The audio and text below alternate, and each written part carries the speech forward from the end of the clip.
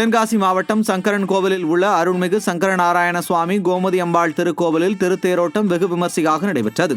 சங்கரன் கோவிலில் உள்ள சங்கரநாராயண சுவாமி கோமதி அம்பாள் திருக்கோவிலில் ஆடி தபசு திருவிழா கொடியேற்றத்துடன் தொடங்கி நடைபெற்று வருகிறது.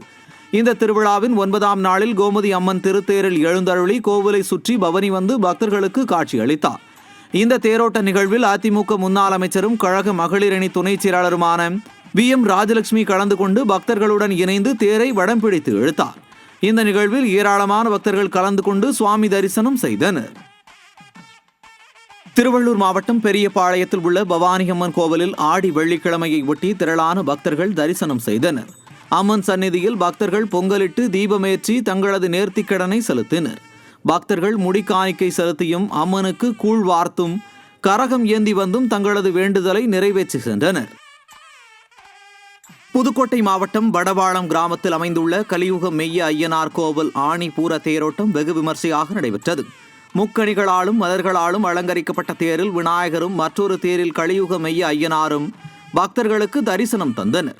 பின்னர் சிறப்பு பூஜைகள் செய்து தீபாராதனை காண்பிக்கப்பட்டன.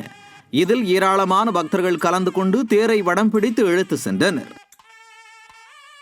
மதுரை மாவட்டம் அழகர் கோவில் மலைமேல் உள்ள ராக்காயி அம்மன் தீர்த்தத்தில் பக்தர்கள் புனித நீராடினர்.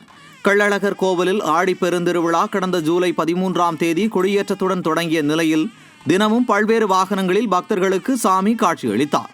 இதைத் தொடர்ந்து முதல் ஆடி வெள்ளியை முன்னிட்டு ஏராளமான பக்தர்கள் மலைமேல் உள்ள ராக்காயி அம்மன் தீர்த்தத்தில் புனித நீராடினர். ஆடி மாத முதல் வெள்ளிக்கிழமையொட்டி அம்மன் கோயில்களில் விசேஷ பூஜைகள் நடைபெற்றன. ராமநாதபுரம் மாவட்டம் திருவொற்றியூர் பகுதியில் அமைந்துள்ள பாகம்பரியால் வால்மீகநாத சுவாமி கோயிலில் அம்மனுக்கு சிறப்பு அலங்காரம் செய்யப்பட்டது. இந்த நிலையில் ராமநாதபுரம் மட்டுமின்றி தமிழ்நாட்டின் பல்வேறு பகுதிகளிலிருந்தும் ஏராளமான பக்தர்கள் வருகை தந்து தெப்பக்குளத்தில் புனித நீராடி சாமி தரிசனம் செய்தனர்.